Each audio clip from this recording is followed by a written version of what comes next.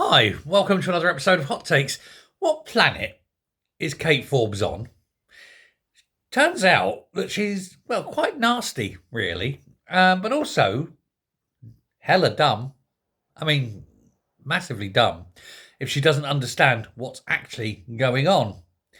She was giving a speech, of course, at the SNP conference, and she said that the UK government is trying to make Scotland more like England. I think Scotland would benefit from being a bit more like England, not the current England, not under Labour, but less divided, shall we say. But she said that Scotland needs to scrap the windfall tax on the oil industry as it is risking hundreds of thousands of jobs, particularly in the northeast. Well, I'm going to say, love, that's a bit rich coming from you. The SNP want to end all oil jobs in Scotland. It's why you didn't fight to save Grangemouth, and it's why you're also trying to stop all further expansion in the oil fields, and you want all the oil companies to go away. So you can hardly sit there and moan about the Westminster government taking tax away from them, can you? I mean, that would be really dumb. Now, of course, she's going away. She's stopping being an MSP next year, presumably because she knows people are starting to loathe her.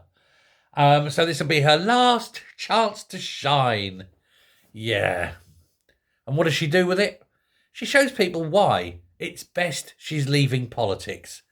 Dumb and nasty. Trying to other people. But that's all Scottish politics is at the moment. SNP particularly. They like to other people. You know, you're not one of us. You're one of the others. And it's what creates hate. We're seeing that now, of course, with Starmer and treating Reform as the enemy. Well, Nicola Sturgeon started that because previously they were the opposition and she started referring to them as the enemy. And that created the hate that's riven through Scotland's politics and out into the wider community now. You can't just disagree, you have to hate. That's where you know they're losers, when they have to resort to that. The SNP have resorted to that for a long time because of course they're losers. They can never win. They're going to keep pushing for something that will never happen. But, she's sitting there, she's saying, without, if we were independent, without Britain, without the rest of Britain, we could thrive and grow. No, love. No. You'd be bankrupt in a week. You have no idea how to run a country alone.